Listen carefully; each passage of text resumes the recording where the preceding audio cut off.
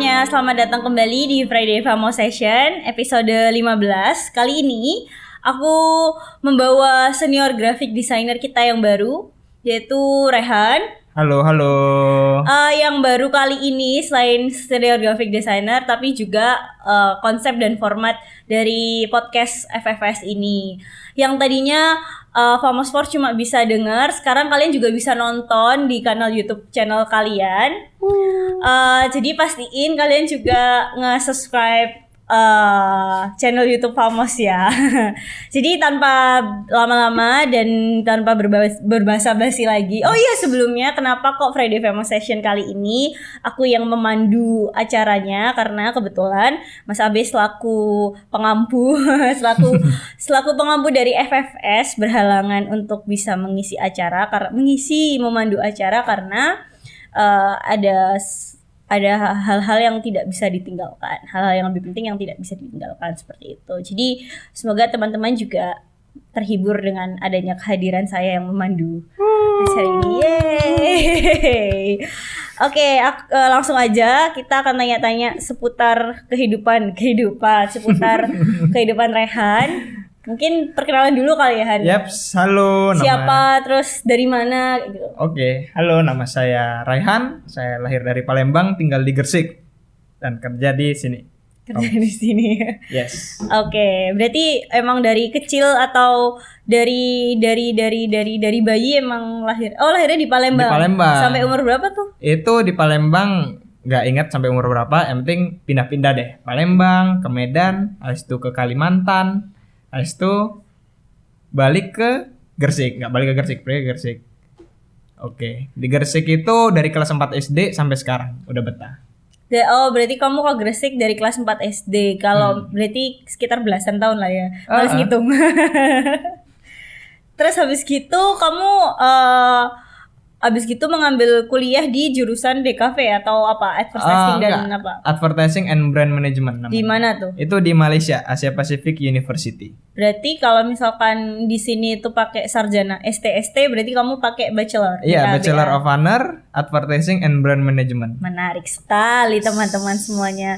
Dan ini juga insight yang cukup bagus buat talenta kreatif yang misalkan punya keinginan atau sedang belajar mengenai branding dan advertising. Jadi mungkin Rehan di sini bisa memberikan gambaran yang lebih luas kali ya, sebagai itu kan udah profesional sih kamu ya? Enggak, masih belajar juga. Tapi seenggaknya bisa menjadi gambaran baru buat teman-teman yang mungkin selama ini cuma riset atau baca-baca dari artikel-artikel blog-blog orang gitu ya, Han ya.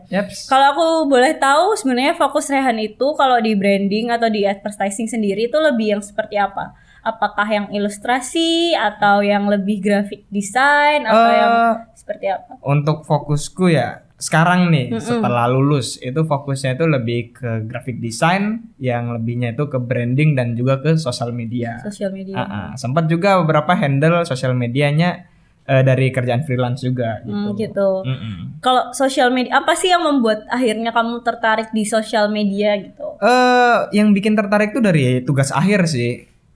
Di tugas akhirku itu ada satu tuh tugas akhirnya itu dengan project sama klien asli juga. Itu aku ngehandle sosial medianya, ngebuat sampai ngehandle sosial medianya. Nah, dari situ aku kayak belajar baru kayak sosial media tuh rupanya dalam ya, rupanya kayak gini, rupanya bisa dikembangin lagi dan juga bakal berkembang terus. Nah, dari situ aku jadi ya interest lah dengan sosial media itu tersebut. Per sosial mediaan itu ya?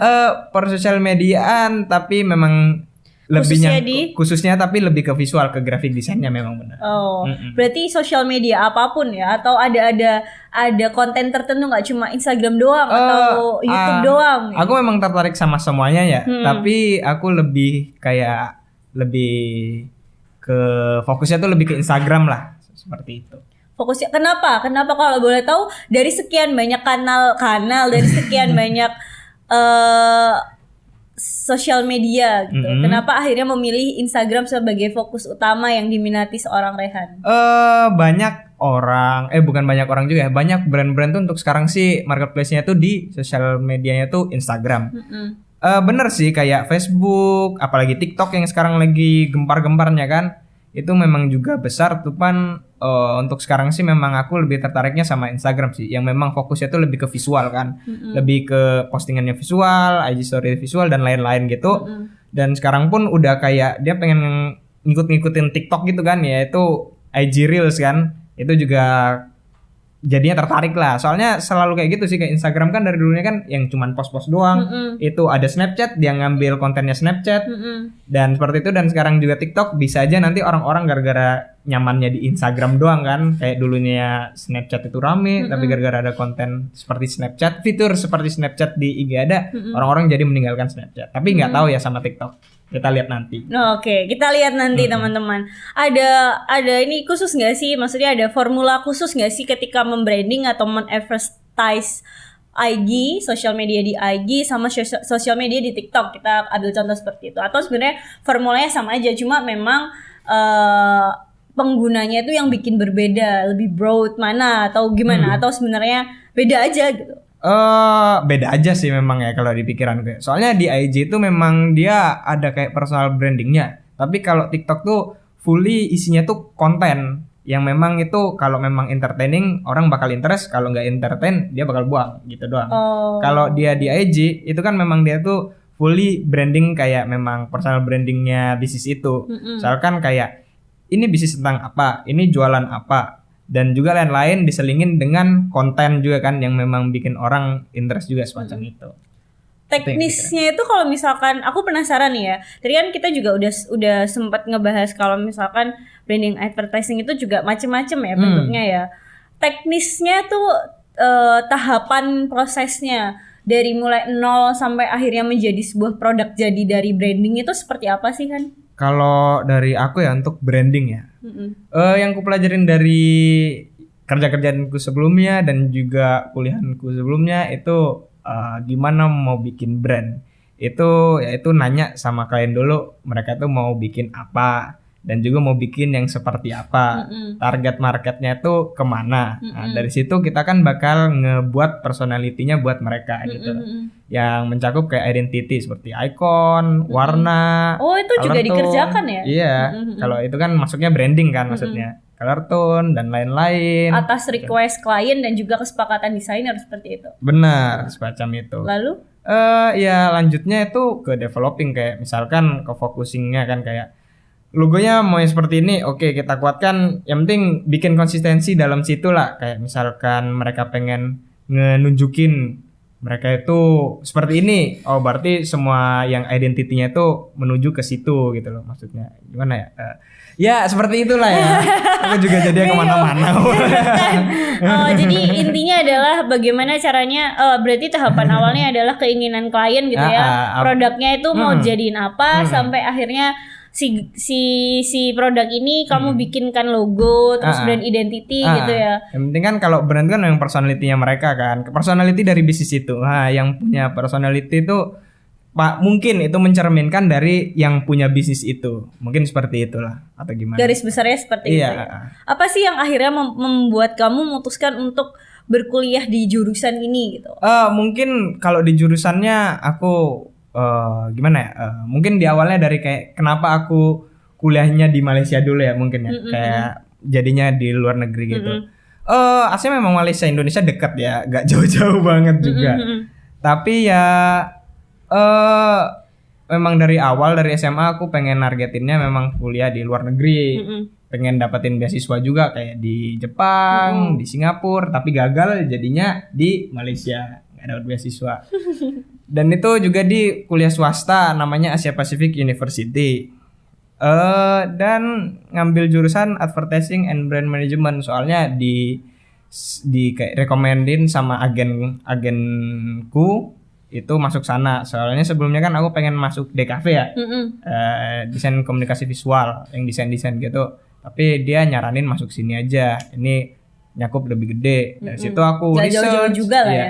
Research dan lain-lain. Oh, aku tertarik. Oke lah, jadinya pergi ngambil itu advertising and brand management Yes. Oh, jadi memang keinginan awal mula keinginannya adalah dari keinginan untuk dapat bersekolah di luar negeri ya. Benar. Lalu habis gitu timbul keinginan untuk bisa berkuliah di desain komunikasi visual, tapi ternyata dari konsulernya ya berarti. Dari at first dari apa sih bahasanya yang menyarankan menyarankan untuk ambil branding aja deh gitu kan, cakupannya lebih luas gitu kan. Benar. Oke. Yes. Menarik. Kamu merasakan beda kalau dari kacamatanya Rehan ya, dari kacamatamu. Kamu ngerasain nggak sih bedanya? Ada beda nggak sih antara advertising dan branding di Malaysia dengan di Indonesia gitu? Oh, kalau beda mungkin di perculturannya ya mungkin ya. Perculturannya kayak misalkan kan yang KFC gitu kan. KFC yang di sana itu pakai nasi lemak dan lain-lain untuk nyamain yang disukain sama orang Malaysia sana. Kalau di Indonesia itu pakai nasi putih yang juga ada beberapa yang pedas, soalnya orang Indonesia mungkin suka pedas, semacam gitu. Mungkin di situ ya. Tapi kan memang kalau masuk lagi di branding kan luas kan. Hampir semua brand ya pasti berbeda-beda gitu. Tapi kalau memang kita nyangkup di negara, tiap negara beda-beda atau tiap daerah beda-beda, itu mungkin ya ngikutin audiens yang ada di sana, mungkin seperti itu sih. Oh, kalau misalkan Rehan lihat berarti dari culture budayanya yang paling membuat si branding antara satu negara dengan negara lainnya itu dari culture-nya ya. Menarik. Karena kan memang kalau kita aku dengar juga McD di luar negeri itu kebanyakan tidak menjual nasi kan. Benar sekali. Makanya kenapa banyak orang asing yang akhirnya kaget gitu. McD ada nasinya gitu. Selama ini aku cuma makan Big Mac kenyang gitu. Kalau kita kan budaya kayak belum makan nasi nggak kenyang. Di Malaysia itu juga McD nggak jual nasi loh. Dia tuh jual nasinya tuh yang jadi satu, yang namanya itu McD nasi lemak. Nah, jadi itu nasi lemak, ada saus nasi lemak sama ayam McD udah gitu. Tapi kalau kita beli nasi sendiri nggak ada, dia nggak nyediain. Nasi itu cuman ada. Jadi nggak bisa bahasa Jawa nggak bisa embuh tuh nggak sih? Iya, semacam itu mungkin. Bisa embuh kayak aku beli nasi aja gitu kan. Kamu tau gak sih kita makan suka irit-irit gitu kan? Biar kita bisa nambah nasinya doang gitu kan, biar kenyang gitu kan. Biasanya kalau mahasiswa gitu, kamu pernah gak sih di Malaysia gitu kayak biar irit kamu beli nasi doang gitu? Pastilah, pasti masak nugget di atas, beli nasi di bawah gitu. Tapi kalau misalkan berarti kalau yang jual nasi satuan gitu ada cuma kayak kelontong-kelontong kecil gitu ya? Iya, kelontong kecil mungkin nggak ada ya di sana. Paling ya kayak resto gitu. Tempat nongkrongnya tuh namanya di sana. Di sini kan warkop kan. Kalau di sana namanya Mama itu jualin semuanya. Kopi, terus pop ice-an gitu ya, pop ice mungkin nggak ada ya, tapi ya yang minuman-minuman gitu lah. Kalau makanannya ya nasi kandar, yang Melayu, India dan lain-lain semuanya jual dia. Yang penting di tiap tempat Malaysia itu pasti ada namanya itu Mama itu tempat nongkrongnya mereka lah. Dia itu pasti bukanya 24 jam juga. Oke. Menarik. Jadi ini dari branding kita bisa kemana-mana juga ya. Iya. Balik lagi ke branding nih. Apa sih benefit yang kamu akhirnya dapatkan dengan belajar branding dan advertising ya? Kita bicara in general dulu. Nanti baru kita mengerucut ke benefit apa yang kamu dapatkan ketika berkuliah di jurusan branding dan advertising luar negeri. Mungkin kamu bisa jawab in general dulu aja sih. Mungkin yang aku dapatin ya. Kalau kuliah mungkin advertising and brand management itu nggak semua ada ya mungkin ya. Emang di kuliahanmu ada nggak? Apa? Advertising and brand management. Kalau itu ya, setahu aku itu kayak jadi sub mata kuliah gitu. Jadi ada beberapa mata kuliah. Nah, salah satunya adalah mata kuliah branding kayak gitu. Aku sih tahu karena kan adik aku kan kuliahnya di kafe ya, desain komunikasi visual. Terus ada satu semester yang memang mata kuliahnya adalah branding management kayak gitu. Itu setahu aku ya. Jadi aku sempat ngelihat dia kayak riset target pasar, terus riset produknya seperti itu sih. Cuma aku baru tahu ini kalau misalkan branding dan advertising itu bisa jadi jurusan sendiri kayak gitu. Aku nggak tahu ya kalau misalkan di Indonesia itu apakah ada beberapa kampus yang memang menyediakan jurusan itu atau memang dijadiin satu sama DKV. Cuma kalau di kampusku itu yang aku tahu dari adik aku tuh itu dia jadi kayak mata kuliah gitu. Yang mata kuliahnya itu SKS-nya cukup besar kayak gitu. Gitu ya. Jadi mata kuliah branding ya namanya. Iya, betul. Oke, kalau mungkin ya benefitnya apa in general itu ya mungkin aku lebih belajar lebih fokus lah, lebih mendalami ya. Soalnya memang benar aku belajar branding dan advertising. Di sisi branding itu aku bikin ya identity dan lain-lain, kayak memang paling ya di cafe itu juga belajar. Lebih sedikit grafisnya, belajarnya cuman lebih ke teorikal. Kayak misalkan aku juga belajar brand psikologikal dan juga brand appeal yang semacam-macam gitu. Mungkin seperti itu ya. Jadi lebih detail dalamnya. Dan juga ada benefit aku kuliah di luar yang pas-pasan juga. Kampusku banyak orang luarnya kan, banyak dari beberapa negara. Itu aku jadinya dapat kayak dari sisi mereka rupanya kayak gini, dari sisi orang kayak gini, berpikirannya beda-beda lah gitu. Mungkin seperti itu juga ya, in general. Jadi selain lebih mendalam, tapi juga ada banyak culture sehingga kamu dapat banyak wawasan gitu ya tentang branding di negara kamu kayak gimana sih kayak gitu ya. Jadi kamu bukan cuma belajar di mata kuliah teori dan praktek sehari-hari, tapi juga dari teman-teman lingkungan sekitar ya. Iya, benar. Kayak berdiskusi satu sama lain. Kalau di Indonesia tuh branding rokok tuh kayak gini, kalau di sana branding rokok gimana sih gitu ya. Kalau aku nangkep sih, ya. Ini menarik karena lanjut lagi masalah branding dan advertising ini. Pernah nggak sih kamu dapet proyek yang paling aneh atau paling memorable buat kamu selama berkuliah?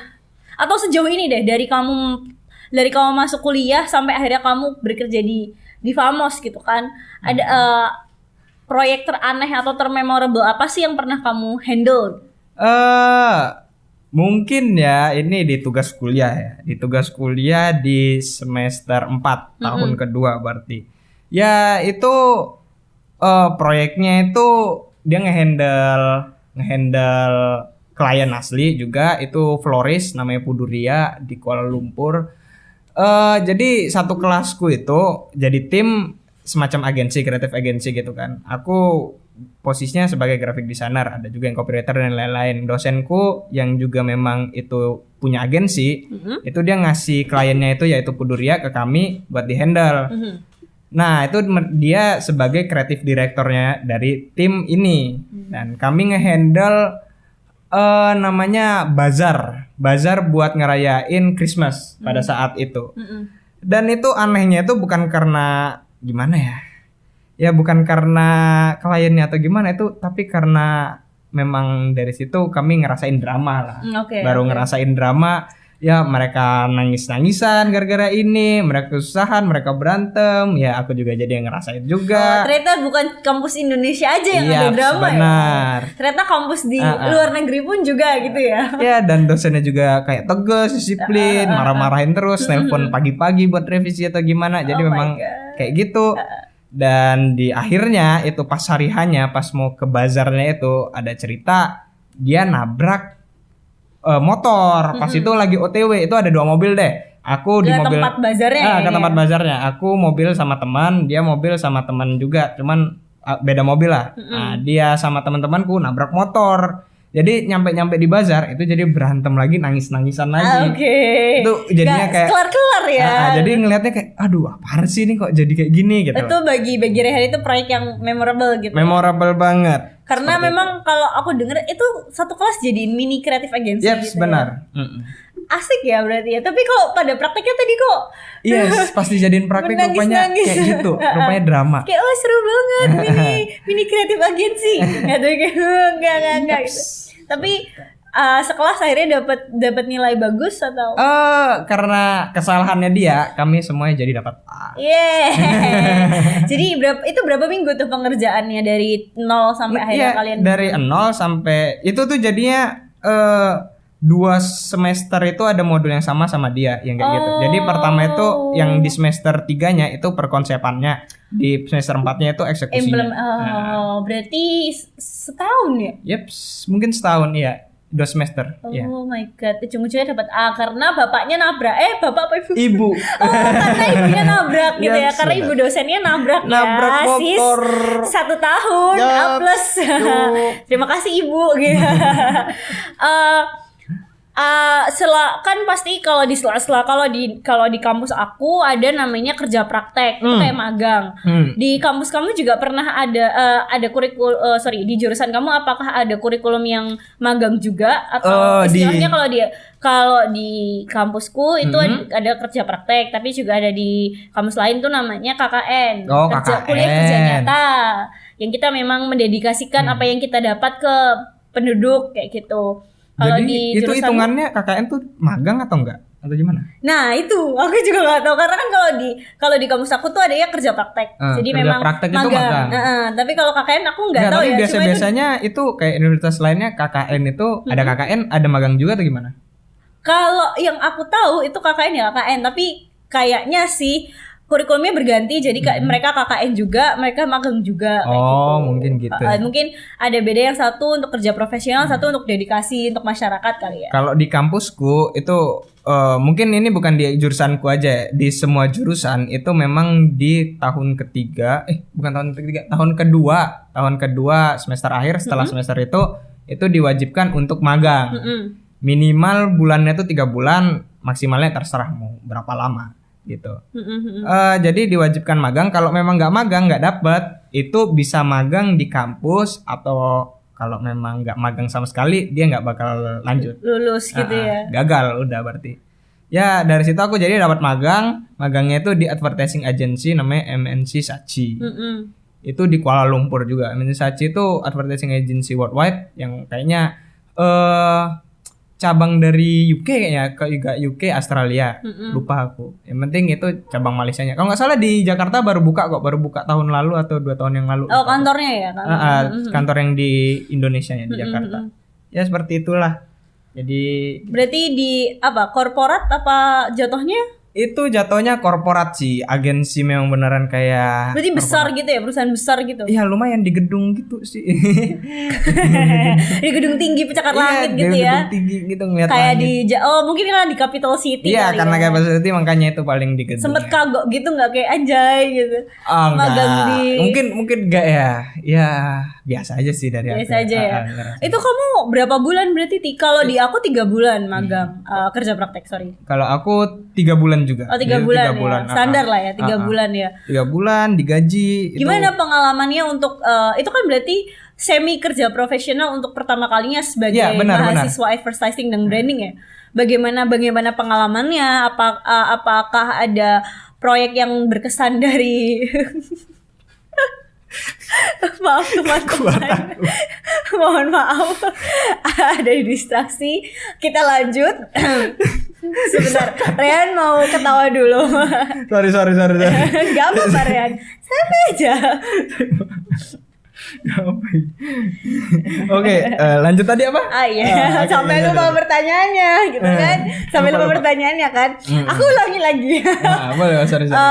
Kan itu berarti kalau misalkan aku boleh memahami adalah magang ini sebagai bentuk kerja profesional kamu yang pertama kali. Benar itu yang pertama. Sebagai mahasiswa advertising dan branding ya. Itu. Ada bagaimana perasaan pada saat itu gimana?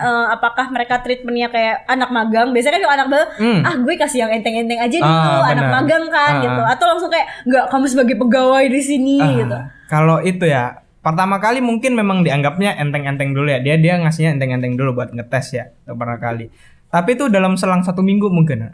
Setelah 1 minggu itu langsung dikasih proyek yang beneran gede gitu loh. Itu pun aku lumayan kaget ya. Sebesar apa? Skalanya nasional kah? Apa skala Kuala Lumpur aja? Jadi itu kan itu kan kebetulan memang di Capital City ya, di Kuala Lumpur, dan juga dia connect-nya tuh sama brand-brand yang beneran officialnya. Kayak misalkan Selkom yang memang Selkom itu seperti XL under Axiata SIM provider. As to CMB.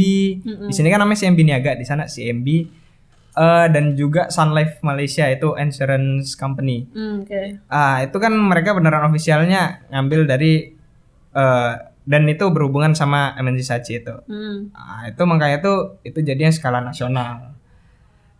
Di sana awalannya tuh pekerjaan awalnya tuh aku dikasih sosial media official dari 3 klien itu. Wow, dan besar ya berarti ya? Ya lumayan lah. Dan besar juga nextnya itu dikasih yang beneran campaign. Campaign namanya tuh Getaran Pertama. Itu under Selkom X Axiata. Jadi itu mereka skalanya nasional. Itu skalanya nasional Malaysia. Dan itu dia bikin TVC di TV dan juga di YouTube, dan juga ada di beberapa billboard yang kayak gitu. Aku bikin brand identity atau logonya. Itu ya lumayan lah, proyeknya lumayan lama, dan juga alhamdulillah dibantu sama kreatif direkturku, jadinya lancar-lancar aja gitu. Tapi dari situ aku ngerasa kayak wah logoku tuh iya ada kayak kebanggaan gitu ya. Itu baru pertama kali portofolio langsung naik gitu ya. Baru pertama kali tuh kayak ngeliat kayak waduh logoku dipakai di billboard tadi, di TV gitu. Mana di negara orang gitu ya. Mama ayah. Jadi itu kampanyenya itu tentang Malaysian First Choir, paduan suara pertama di Malaysia, tentang sejarah lah, itu buat memperingati kemerdekaannya Malaysia. Itu mereka buat TVC atau video pendek, film pendek. Nah itu aku ditugasin buat bikin logonya. Itu juga aku kayak mikir wah kok mau ya mereka ngasih intern gitu, kayak aku kan cuman intern dikasih kayak gini. Bangga gitu ya, akhirnya kamu dipercaya istilah kamu dipercaya sama perusahaan besar. Cuman ya jadi kemampuanmu bisa lah ya dihitung lah ya. Balik lagi ya, pasti sana pas dikasih tuh kayak kena mental lah. Stres, dikit stres. Mana aku bukan aku duduk vokal gitu. Itu hitungannya baru pertama kali kayak kerja kantoran gitu. Itu berapa tim, dari satu tim berapa orang untuk mengerjakan campaign gerakan pertama ya? Getaran pertama. Itu campaignnya timnya besar banget. Cuman di brandingnya itu yang nge-handle tuh cuman kreatif direkturku aja, satu orang itu. Sama kamu. Dan itu dia ngelemparnya ke aku. Nah itu jadi cuman berdua itu, dia ngebantu gimana gitu. Ya seperti itulah. Jadi kamu juga bikin brand identity-nya tadi. Yes. Logo. Yes. Semacam itu. Nice. Ini nyambung ke pertanyaan aku selanjutnya. Tadi kan kamu juga sempat menyinggung soal kena mental juga nih kan. Habis gitu belum lagi ada kasus terkait COVID-19 yang mengharuskan untuk semua negara lockdown gitu kan. Apalagi di Malaysia cukup ketat juga kalau aku baca di berita gitu. Kamu juga terkena dampak lockdown itu kan berarti, karena kan kalau nggak salah kampus kamu kan di capital city-nya ya, di Kuala Lumpur ya. Apa yang membuat kamu tetap bertahan gitu? Maksudnya kayak harus kuat-kuatin nih gitu, nggak boleh jadi lemah gitu. Apakah komunikasi dengan orang tua terus-terusan sama lockdown setahun ya? Setahun itu aku kayak dari mulai Maret sampai Maret lagi ya berarti ya? Benar, itu agak lebih deh kayaknya kalau nggak salah. Oke. Soalnya sempat itu kan memang beneran kelasnya from home gitu loh. Itu full, jadi itu memang lewat kalau di sini Zoom ya. Kalau di sana tuh Skype. Enggak. Teams, Microsoft Teams. Microsoft Office. Microsoft Teams. Aku juga pakai itu tuh. Kelasnya. Ribet ya? Lumayan ribet. Nah, jadi dari awal lockdown itu yang beneran kayak nggak boleh keluar sama sekali. Itu kalau ngeliat jendela kota mati gitu loh. Jadi nggak ada mobil lewat atau gimana, ada polisi lewat doang. Itu kayak keluar aja tuh harus satu orang dalam satu rumah itu. Aku dengan tujuan yang jelas ya? Iya, tujuannya nggak jelas sih, cuman satu pasti jelas banget, cuman grocery aja. Belanja grocery aja itu tujuannya buat keluar. Jadi kan itu aku tinggalnya di apartemen ya, kan nggak ada kos ya, emang apartemen satu unit sama teman-temanku. Nah dalam satu unit itu bolehnya tuh yang keluar tuh cuma satu orang. Kalau emang ketahuan kayak 2 orang jalan bareng atau 3 orang jalan bareng, meskipun tuh nggak kenal, itu polisi bakal teriak-teriak. Kayak atau kalau nggak disuruh pulang ke rumah atau memang disuruh nyebar gitu aja. Polisi pasti ada tuh lewat, pasti ada. Ya nggak boleh, nggak kenal Pak, sorry. Ya semacam itu, saking ketatnya ya. Itu selama yang kayak gitu ketat banget itu selama 3 bulan itu. Jadi full. Dan itu 3 bulan itu kampusku itu gara-gara lockdown dia nggak ngelanjutin ke digital, nggak from home gitu. Jadi dia libur 3 bulan dulu. Jadi 1 semester hilang. Jadi nggak ngapa-ngapain. Kami nganggur, di asrama nganggur aja. Yes, di apartemen doang. Nah itu apa yang akhirnya membuat kamu bertahan? Apalagi kan dengan teman-teman beda culture ya, culture ya. Dengan teman-teman berbeda budaya dan negara, pasti attitude-nya juga kadang juga bikin irritating gak sih, yang tadinya aku soalnya dulu punya host sister dari Pennsylvania gitu kan, dulu waktu kelas 2 SMA. Kan sembayang nih ya di kamar aku kan dipakai buat sembayang gitu kan. Nah ini yang bikin irritating adalah dia masuk kamar nggak lepas sepatu gitu. Jadi kan najis gitu. Apakah ada, pasti ada dong satu dua apa namanya budaya yang kamu tidak bisa toleran, tapi how you manage it? Bagaimana kamu? Ya udah deh, nggak apa-apa gitu. Kalau aku ya, apalagi sama lockdown yang ya lu lagi. Bedanya aku ketemuan sama orang-orang luar itu semasa kelas doang. Aku tinggalnya itu di unitku itu sama orang-orang Indo. Itu sama orang-orang PPI. Jadi itu fullnya tuh orang-orang Indo satu rumah. Kalau memang satu rumah sama orang luar bakalan. Ya aku pernah dengar dari temanku ya. Temanku tuh satu rumah sama orang kalau nggak salah Afrika, nggak salah, sama Arab. Wah itu drama banget, berantem mereka. Beneran tuh bak. Ya dari situ jadi balik lagi dia tinggal sama orang Indo. Dan juga soalnya orang Indo ya satu sama lain kayak itu kan, kami kan kalau orang Indo di sini bakal ngerasanya kayak gimana ya, mereka aman gitu loh. Kalau pas kami orang Indo ini di Malaysia itu kami ngerasa kayak kami itu minoritas banget gitu loh. Jangan aneh-aneh di sana gitu loh. Sekali aneh-aneh bakal kena banget gitu kan. Sekali aneh-aneh bakal kena banget ya. Ya dari situ jadinya kami ngerasa kayak keluarga lah, kayak nolong satu sama lain dan lain-lain seperti itu. Ya jadinya kalau memang ngomongin tadi perculturean antara beda negara itu aku ngehandle-nya di kelas atau memang di kampus. Gimana tuh biasanya? Yaudah nggak apa-apa deh sob, kamu kayak gitu. Yang penting kamu hormatin norma-normaku juga. Apa kamu lebih broad minded yang ke ya sudah itu pilihan orang gitu. Nggak apa-apa kamu berlaku seperti itu. Yang penting kamu tidak menyakiti aku atau gimana? Ya mungkin seperti itu ya. Mungkin yang kayak gitu juga benar. Cuman kalau memang handle orang-orang dari luar itu kayak misalkan dari awal beda culture gitu ngobrol, itu pastinya salah paham dulu. Kayak culture-nya dia kayak gitu, culture gue kayak gini, pasti salah paham dulu, tapi lama-kelamaan bakal kayak ngerti sendiri kan. Oh, dia tuh orangnya kayak gini. Kalau untuk Rehan, teknisnya adalah ya aku bakalan kayak nerima-nerima aja gitu loh. Kalau dia kayak gitu, kayak ya aku ikutin aja kayak gitu. Aku nggak bakalan lewat dari situ gitu loh. Ya semacam gitulah mungkin. Tapi ya ada beberapa kayak misalkan orang-orang luar yang memang kayak kalau aku kayak gini, ya aku kayak gini, kamu harus ngikutin gitu. Ya itu juga aku kayak kurang suka aja. Adalah beberapa yang memang agak. Pernah ketemu person yang kayak gitu? Ada. Dia orang gak apa-apa lah dia ngomongin. Orang Arab. Orang kaya. Terus dari gimana? Dubai. Gimana Rehan akhirnya ngehandle gimana? Ya beberapa ada positifnya, gara-gara dia kaya dia bayarin aku buat makan-makan dan gitu ya. Tapi flexing ya. Tapi di sisi lain dia kayak gimana? Dia semena-mena lah, kayak misalkan aku nggak. Kamu kan udah tak bayarin gitu ya. Masa gak ikut jalan sih segini-gini malah direndah-rendahin aku kayak kayak anak gaul jaksel gitu. Iya, semacam gitu lah. Gitu.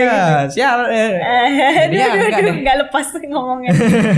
Berarti kan kalau misalkan memang di Asia Pasifik apa University? Iya, Asian Pacific University dan teman-teman dari berbeda negara, berarti kamu sehari-hari di kampus dan di kehidupan sehari-hari gitu kan berbahasa Melayu atau mostly berbahasa Inggris? Bahasa Inggris aja, nggak ada bahasa Melayunya. Tapi bisa? Dikit banget. Itu kamu berbahasa Melayu kalau misalkan ketemu kemana? Apa keluar jalan-jalan nonton bioskop? Ke supermarket? Ada lah teman-temanku yang memang daril itu orang Malaysia kan, kayak bisa bahasa Melayu lah. Kayak misalkan Chinese Malaysia atau India Malaysia atau memang Melayu Malaysia. Itu ya kalau kami ngobrol benar tetap bahasa Inggris. Cuman kalau memang kan di kelasku misalkan lah main language-nya Capital City Kuala Lumpur tuh berarti bahasa Inggris, bukan bahasa Melayu ya.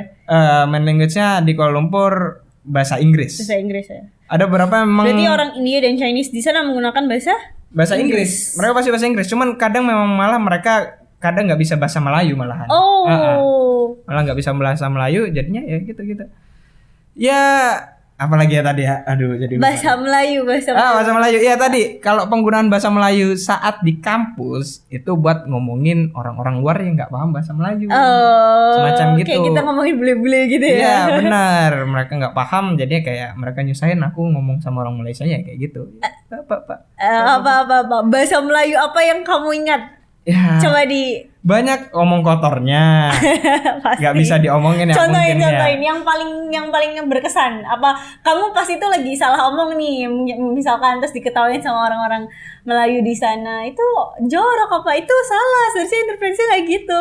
Ada nggak yang bikin kamu ingat? Ada satu sih. Kalau di sini iya benar aku baru ingat.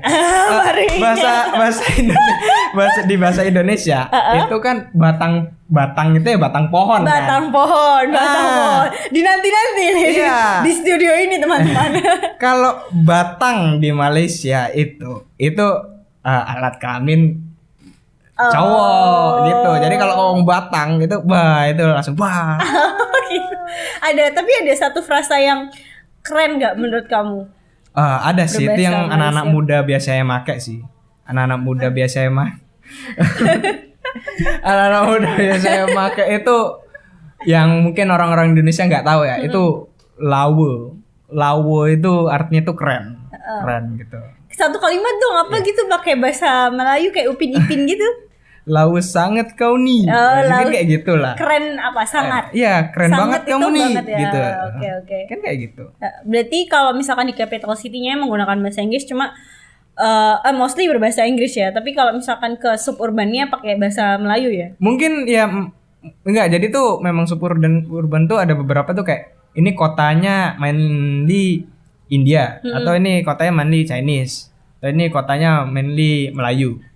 Yang memang pastinya itu kayak mix banget itu memang Kuala Lumpur, mungkin Selangor, mungkin yang lainnya. Tapi kebanyakan kayak yang kayak kota-kota kecilnya tuh memang kayak kebanyakan Chinese kah atau kebanyakan Melayu kah. Jadi memang tetap mereka tuh komunikasi kalau satu sama lain itu bahasa Inggris. Jadi tuh kayak gimana ya? Melayu mix Inggris deh.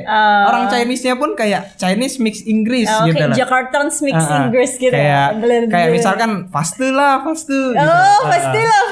Lucu banget. Kayak Singlish gitu ya. Singlish gitu ya. Lucu. Ya, balik lagi ke Asian Pacific University ya. Katanya kan kamu dapat gelar ini malah bukan dari APU ya, tapi dari Staffordshire University. Iya, jadi itu gimana ceritanya? Jadi agak bingungin memang. Tempat kuliahanku namanya Asia Pacific University. Tapi gelar yang gue pakai itu Staffordshire University, soalnya ijazahnya dari mereka. Kenapa? Soalnya mungkin ini Staffordshire University dari UK ini sama dari Asia Pacific University dari Malaysia ini kayak mungkin collab atau gimana lah gitu kan, nge-marketingin kalau memang kayak Asia Pasifik ini nge-marketingin kayak misalkan kamu nggak perlu kuliah jauh-jauh ke UK, kamu kuliah di sini aja udah dapat ijazah UK gitu, mungkin kayak gitu. Jadi ya memang benar kurikulum yang ku pakai di Asia Pacific University itu kurikulumnya Staffordshire University, silabusnya dan lain-lain. Dan juga yang ngenilain itu bukan dari Asia Pacific University, itu dikirim ke Staffordshire University. Jadi ngenilain tuh mereka, itu namanya second marker lah. Berarti kalau Bachelor of Honor itu kan setara S1 ya berarti kalau di sini. S1. Kalau di sini kan 4 tahun. Kalau di kampus kamu 4 tahun juga atau lebih singkat? Kalau aku 3 tahun ya, soalnya kepotong gara-gara lockdown ya, lockdown yang libur 3 bulan. Aslinya harusnya berapa tahun ya? Aslinya itu 2 tahun setengah lebih kayaknya. Oh, bener banget ya. Ya, memang bentar. Itu memang dimampatkan untuk sekolah terus atau? Ya, benar. Jadi tuh kayak kalau mungkin ya di Indonesia mungkin ya. Kalau di sini itu libur berapa lama deh? 6 bulan. 6 bulan. Itu tiap 6 bulan ya sih? 3 bulan sorry. 3 bulan. Itu tiap berarti genap ke ganjil kalau nggak salah itu 3 bulan. Ganjil ke genap baru cuma 1,5 bulan. 6 bulan 1 semester sendiri. Sorry teman-teman. Iya, kalau aku ya kayak gitu, yang dikitnya libur dikitnya mungkin cuma 2 minggu 1 minggu. Tapi kalau yang libur lamanya itu cuma 1 bulan doang. Oh, gitu. Benar ya? Bentar banget. Gak bisa hura-hura ya? Gak bisa hura-hura bang. Dan itu juga mereka kenceng gitu loh. Misalkan gagal, dia gagal gitu aja. Jadi tuh kalau ngulang, itu beratnya. Kalau di sini kalau ngulang aja kan, nggak perlu bayar kayak gitu kan? bisa ada beberapa kampus yang bikin program namanya kelas cepat gitu loh. Jadi biar kamu bisa sama angkatanmu ntar lulusnya, jadi dia bayar kelas cepat. Tapi kalau setahu aku di kampus aku tuh enggak. Jadi kamu ngulang semester berikutnya. Tahu nggak berapa gitu kalau kelas cepat di sana? Enggak, aku nggak tahu karena itu kan dari aku tuh taunya dari teman aku yang kebetulan nggak satu kampus sama aku gitu, di kampus sebelah gitu. Jadi tuh di studio ini bilang di tip ada gitu. For how much?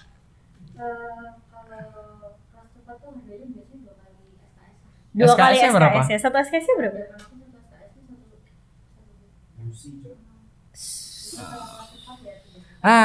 Itu bedanya mungkin 2 kali lipat dari harga satu SKS ya. Itu mungkin bedanya sama itu ya. Di Malay. Ya, di Asia Pacific University mungkin ya, yang mereka swasta ya, jadi bisa ngapain aja.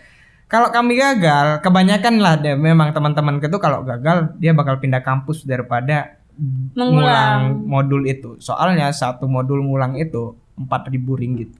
4.000 ringgit itu mungkin kalau dikurskan berarti 1 ringgit berapa rupiah teman-teman? Ayo coba dicari. 14 juta. 4.000 ringgit itu 14 juta. Jadi satu modul itu ngulangnya 14 juta. Mungkin memang banyak lah orang-orang kaya banget ya di sana ya. Jadi ya tinggal bayar aja. Soalnya setelah bayar itu nggak perlu ikut kelas, yang penting ikut ujian aja. Jadi langsung nggak perlu ikut dari nol ya.